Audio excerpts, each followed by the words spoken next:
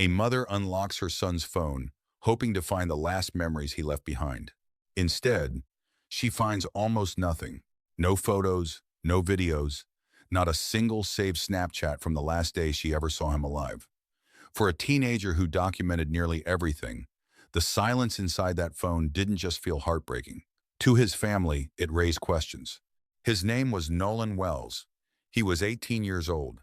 On the 4th of July, Nolan boarded a boat with a group of friends he'd known for years, headed to a remote island off the Mississippi coast. By nightfall, every one of those friends had returned to the mainland. Nolan hadn't. 2 days later, search crews recovered his body from the water. To this day, no official cause of death has been publicly confirmed. No one has been charged. And the first explanation his family says they received, that Nolan had simply chosen to stay behind on the island alone, is one they have never accepted. Then the questions only grew. Why did his phone no longer contain the photos and videos his family expected from that final day? Why did a video later surface online that some believe captures Nolan arguing over that very phone just hours before he disappeared? Why did the sheriff's department publicly state that no foul play was suspected before the autopsy had been completed? And how did a single unexplained death draw the attention of a local reverend, an NFL quarterback, and one of the nation's most well-known civil rights attorneys before investigators had provided clear answers? Before we go any further, it's important to say this. Nolan's death remains the subject of an active investigation, and his family is still searching for answers. Throughout this video, we'll separate confirmed facts from allegations, speculation, and unanswered questions, relying only on information that has been publicly reported or officially confirmed. If you're new to cat crime trending, welcome. Here, we don't chase rumors, we follow the evidence. We break down complex cases step by step, separating fact from speculation so you can understand what is known, what is disputed, and what still hasn't been explained.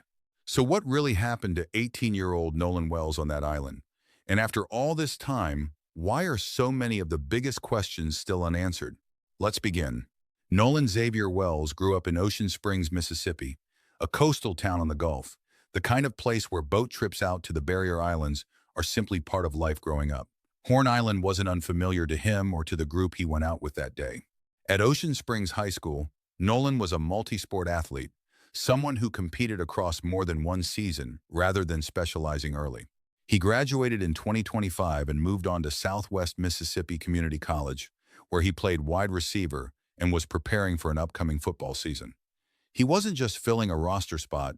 Coaches who worked with him describe a player who showed up, put in the work, and didn't need to be told twice. His high school football coach, Jake Bramlett, has said Nolan was the kind of son, teammate, and student every coach hopes to have in a program, someone who carried himself with humility and led by example rather than by talking. Another coach who knew him, Tracy Lampley, described him as a happy-go-lucky kid with a big smile that everybody adored, a talented athlete who was also a conscientious student and a respectful person to be around. Two different coaches, two different points in his life, and the same picture each time.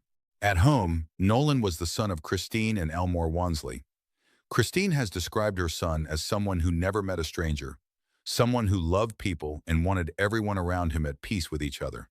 That reputation matters later in this story, because how someone is known to behave becomes part of how a case like this gets read. On the evening of July 3rd, the night before everything changed, Nolan made his family salmon for dinner. It was an ordinary night, nothing that suggested it was significant at the time. Afterward, he told his mother he loved her, gave her a hug, and left to spend the night with friends ahead of the holiday. A hug, a kiss, and he was gone. The kind of goodbye that happens in thousands of households every single day and means nothing until it's the last one. That's who Nolan Wells was walking into the 4th of July. An athlete with a season ahead of him. A son who still hugged his mother goodbye at 18. A friend other people spoke well of before any of this happened. Not after. That context matters, because everything that follows will be measured against it, and it's worth being clear that what's written here reflects only what's been confirmed publicly, nothing assumed or filled in beyond that record. Horn Island sits roughly 10 miles off the Mississippi coast, part of the Gulf Islands National Seashore, and managed by the National Park Service. It's a designated wilderness area, 4.2 square miles of sand dunes, sea oats, saw palmetto, and pine, with a shoreline that shifts year to year. There's no staff station there, no drinking water, no shelter, and no communication service of any kind. The only way in or out is by boat. For people who grow up on the Mississippi Gulf Coast, a trip out to Horn Island for a holiday isn't unusual. It's one of the more popular things to do when the weather cooperates, especially on the northwestern tip of the island, known for its beaches. That's where Nolan was headed on the morning of July 4th, joining a group of friends from high school for a 4th of July trip on the water. Photos taken that day, later shared publicly by his mother, show Nolan with 3 other young men on the boat, with additional boats visible in the distance. By early afternoon, the northwestern tip of Horn Island was packed. Boats anchored close together, groups of teenagers and young adults gathered in water that in places reached below their shoulders, some of them drinking beer and spiked seltzers as part of the holiday.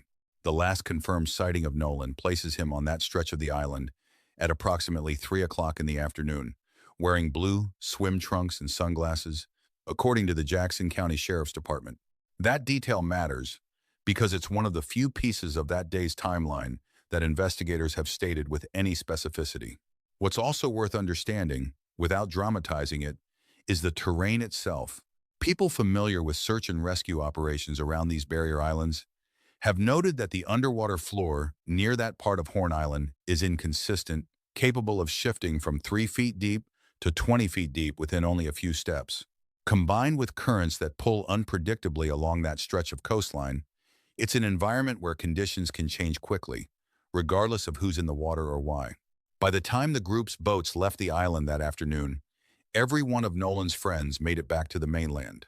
Nolan did not return with them. At this point in the timeline, no incident has been publicly confirmed, no altercation officially verified, and no explanation for the separation established as fact. What's certain is limited to this: a boat left Horn Island that afternoon, and for the first time, one of the friends who arrived with the group wasn't on it. Christine Wansley reported her son missing on the night of July 4th, after a call came in that wasn't the one she was hoping for. It wasn't Nolan's voice. It was one of the boys who'd gone out with him that day, a friend named Warren, calling to say Nolan hadn't come back with the group. Around that same window of time, Warren also placed a call to the Coast Guard to report Nolan missing from the island, a detail the family later confirmed publicly. Warren is the son of a sitting Mississippi judge, Ashley Cole. That connection wasn't significant to anyone that first night. It was simply a fact about who was present. But it's worth naming here because it becomes relevant later in this story, once questions began to form around the case. Once Nolan was reported missing, the search moved fast. The National Park Service, which manages Horn Island as part of the Gulf Islands National Seashore, joined the effort along with the U.S. Coast Guard and the Mississippi Department of Marine Resources, each bringing resources suited to a remote, federally protected island that's only reachable by boat. Christine's own social media appeals spread quickly as she pushed for help finding her son, and that visibility drew in volunteer groups from outside official channels as well, including the United Cajun Navy, a nonprofit search and rescue organization based in Louisiana that mobilizes specifically for situations like this one. Brian Trasher, the group's vice president, joined the search on the ground and later told reporters he'd spoken directly with people who had been on Horn Island that Saturday. He described a beach packed with boats and people that day, some of whom had been drinking. The search continued across 2 full days, covering water and shoreline around a barrier island with no facilities and shifting, unpredictable terrain, conditions that made a coordinated search difficult even for experienced crews. For Nolan's parents, those 2 days meant waiting without any confirmation either way, the search simply continuing hour after hour while multiple agencies worked the case from different angles. It's worth being precise about what's actually confirmed from this stretch of the timeline and what isn't. What's confirmed: Warren's calls, Christine's missing person report, and the multi-agency search that followed. What we won't do is add detail beyond that. No assumptions about confusion between agencies, no claims about what anyone suspected in those first hours, because at this stage in the case, that's simply not part of the public record. We're going to trace every version of what happened next, because the timeline itself becomes one of the most contested parts of this entire case.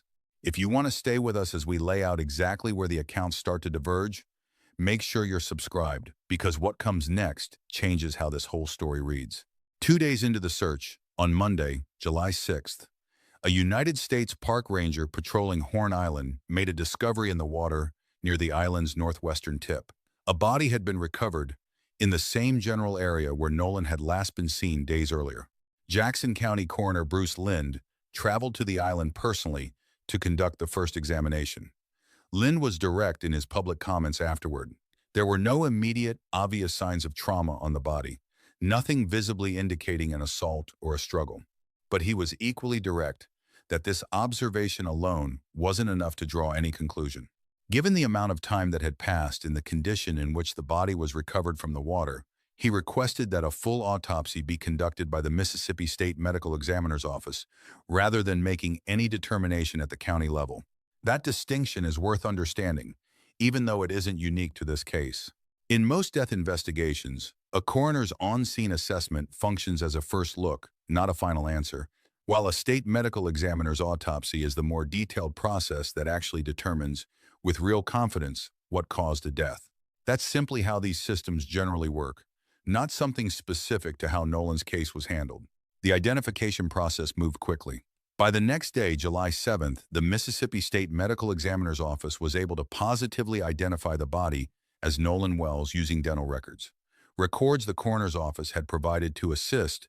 That same day, the state autopsy was conducted at the medical examiner's Coast Lab.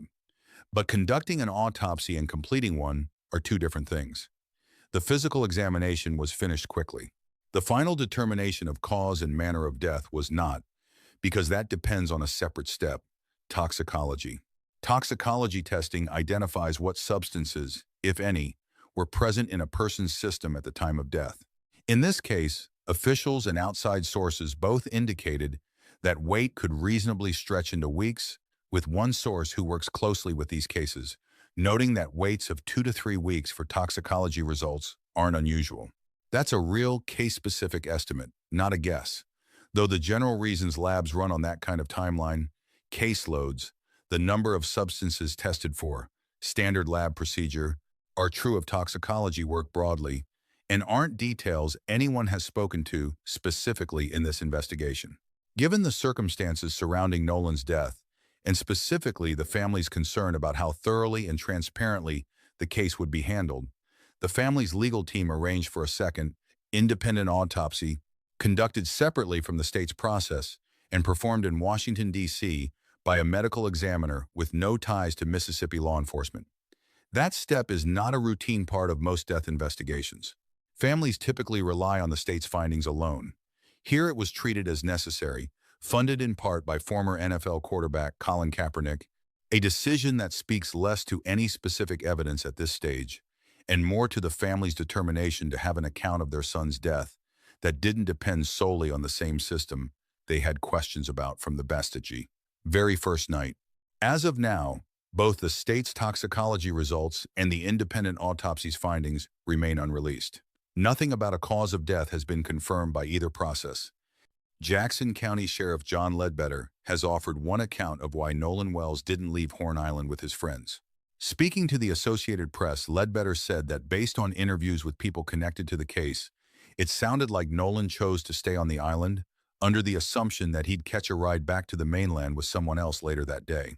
That's the official explanation as it stands, attributed directly to the sheriff, based on accounts gathered from the people he and his investigators spoke with. Nolan's parents reject that explanation. Elmore Wonsley has said he raised his son on one clear rule: if you go somewhere with a group, you leave with that same group. Christine and Elmore have both said they can't fathom Nolan choosing to break from his friends and stay behind alone on a remote island where the only way back was someone else's boat. For them, the idea that their son voluntarily separated from people he trusted doesn't match the young man they knew. It's worth being precise about where these two accounts actually diverge, because it isn't everything. Nobody disputes that Nolan didn't return with his friends that afternoon. Nobody disputes that he was last seen on the island around 3 o'clock. What's disputed is the reason why, whether staying behind was his own decision, made with some expectation of getting back later, or whether the full story is more complicated than that. It's also worth being clear that what his phone's condition was at that exact moment on the island, whether he had it on him or not, hasn't been established publicly. What is known is that the phone came back to the family afterward with content missing. But that's a separate detail for later in this story, not something that can be attached to this moment in the timeline yet. Sheriff Ledbetter's account rests on secondhand information, what people who were present that day told investigators. It is not, at this point, something confirmed by physical evidence or by an on-record statement from Nolan himself, for obvious reasons. The parents' account rests on their knowledge of their son's character and habits, which is meaningful, but which is also not physical evidence. Both accounts, right now, function as claims rather than established fact, and it would be inaccurate to present either one as the confirmed version of that night. That framing is this show's own analysis of how the two accounts compare, not something either side has stated themselves. And it's offered here to help make sense of a case that, as of today, remains genuinely open. What can be said clearly is this: a gap exists between what investigators have been told by witnesses and what Nolan's parents believe about their son's behavior, and that gap is the single most consequential disagreement in the entire case. Everything that gets investigated from this point forward, the phone, the video, the physical evidence, exists partly to try to close that gap, to determine whether the sheriff's account holds up, whether the parents' instincts are correct, or whether the real explanation turns out to be something neither side has fully considered yet. As of now, that question remains open, and no one, not the sheriff's office, not the family, not the friends who were there, has offered proof that settles it either way. Nolan's mother, Christine Wansley, told Good Morning America that when she reviewed her son's phone after it was returned to the family, she found no saved photos or videos on either of his two Snapchat accounts from July 4th, something she described as immediately standing out, given how often Nolan documented his outings. She said the family checked before the standard 24-hour window for Snapchat content to expire, which made the absence more concerning to her, not less. She's been careful to frame this as suspicion rather than proof, saying the family wants a thorough investigation rather than jumping to conclusions. Separately, Christine has said she checked Nolan's Life 360 location history and found it showed something different from what Snapchat displayed, though she hasn't laid out precisely what that discrepancy means on its own. The video is where this story gets more complicated and more contested. Attorney Ben Crump said publicly that Wells can be heard on a video, shot from a boat demanding his phone back, and that other young people present identified the voice as Nolan's. That account is the version that first drove national attention to this case. But within days, a different account emerged directly from someone in the video. Traceston Shepard, a close friend of Nolan's since freshman year of high school, came forward to say the voice everyone believed was Nolan's was actually his own. Shepard says the argument had nothing to do with a phone at all, and everything to do with a physical altercation he'd gotten into with a stranger while standing waist-deep in the water, an argument that had nothing to do with Nolan. He says Nolan wasn't even on the island at that point in the video. Shepard also pointed out that the person in the footage many assumed was Nolan is noticeably shorter than his 6'2" friend. Another friend, Javon Williams, had separately told a different outlet before Shepard came forward that he didn't believe the voice belonged to Nolan either, saying the audio sounded too clear to have come from as far away as the shore. Shepard has since confirmed he was the friend Williams was describing. Shepard's account has been corroborated by his girlfriend, his uncle, and another family friend who appears in the video attempting to calm him down. Shepard has said he came forward, despite declining to appear on camera out of safety concerns, because he and his friends have received death threats from people online who wrongly believe they were involved in Nolan's death. As for the phone itself, Sheriff John Ledbetter has confirmed that, as of this recording, it still hasn't been turned over to his investigators. Crump has said the family's own team currently has it for their independent review and plans to hand it over to law enforcement once that's complete. Separately, Shepard has offered his own explanation for why Nolan wasn't seen with his phone that day at all, saying it was common for the group to leave their phones sitting in the boats while everyone was in the water, and that Nolan's phone was reportedly left on a boat dashboard alongside more than a dozen others. What this means is that two of the most cited pieces of evidence in this case, the missing phone content and the viral video, are now both genuinely disputed rather than settled. The family maintains their suspicion about the phone. A named witness has directly contradicted the video's original interpretation. Investigators still don't have the phone in hand. Nothing here has been resolved, An active, still unfolding thread, not a conclusion. Nolan Wells' death became a national story faster than most local cases ever do, and understanding why requires looking at the specific mix of circumstances that surrounded it, not assumptions. Ocean Springs is a coastal Mississippi community of roughly 19,000 people, generally described as majority white and middle to upper class. In the photos Christine shared publicly from July 4th, Nolan appears to be the only black member of a friend group that was otherwise white. That detail alone wouldn't have driven national coverage. What changed things was a specific public statement from the Jackson County Sheriff's Department early in the case, describing the death as one where no foul play was suspected.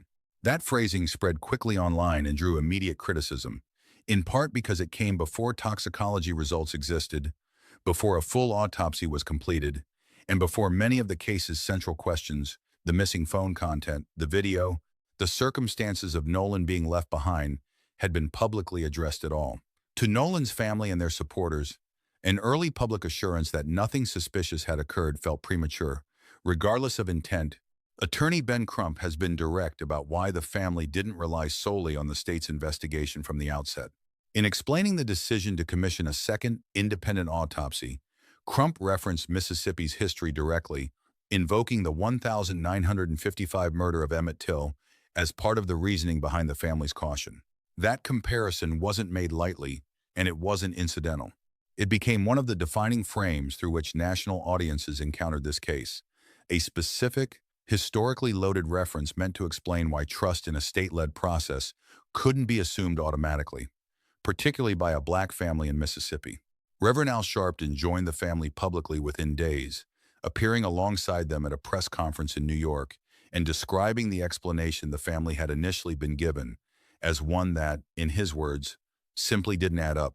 His involvement and the platform it carried moved the case from regional coverage into national headlines almost immediately. Support extended beyond public statements.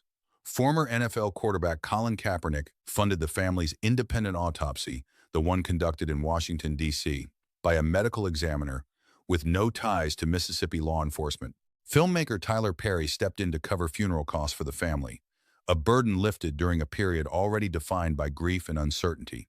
Director Spike Lee also publicly voiced his support for the family as the case unfolded. Together, these were high-profile figures choosing to attach their names and resources to a case that, without their involvement, might have remained a regional story. It's worth noting that even within Nolan's own friend group, the national framing of this case hasn't gone unchallenged. Javon Williams, one of Nolan's closest friends, has said publicly that while he believes real questions remain about what happened, he doesn't think race should be treated as the central explanation for Nolan's death. That perspective matters, because it's a reminder that the people closest to Nolan don't all agree on how this story should be understood, even as they largely agree that the investigation owes his family real answers. None of this settles what happened to Nolan Wells. What it explains is why a case that began as a missing persons report out of one Mississippi county turned into a story followed by national news outlets, civil rights organizations, and public figures with no direct connection to Ocean Springs at all. The scrutiny didn't create the unanswered questions in this case. The unanswered questions created the scrutiny. We are tracking every update in this case as it happens. The toxicology results, the independent autopsy findings, anything new from Nolan's friends or the sheriff's office. If you want to know the moment real answers come in, make sure you're subscribed, because we're not walking away from this story until they do. As of this recording, no official cause of death has been released for Nolan Wells. The Mississippi State Medical Examiner's Office completed its autopsy on July 7th, but the final determination is still waiting on toxicology results, a process that can reasonably take several more weeks. The independent autopsy, commissioned by the family, conducted in Washington, D.C., remains pending as well. No charges have been filed against anyone in connection with Nolan's death, and the Sheriff's Department has continued to describe this as an active investigation rather than a closed case. What's changed since the first days of this story is how many of the early assumptions have already shifted. The video once described as central evidence tying an argument to Nolan directly has since been disputed by a named witness, someone who says the voice on that recording is his own, not Nolan's, and that Nolan wasn't even present for it. The missing content from Nolan's Snapchat accounts remains something the family considers suspicious, But it's still just that, a suspicion, matching how Christine herself has carefully described it, not a forensic conclusion reached by anyone examining the phone. Nolan's phone, according to the sheriff, still hasn't been turned over to investigators, even as the family's own team has said they intend to hand it over once their review is finished.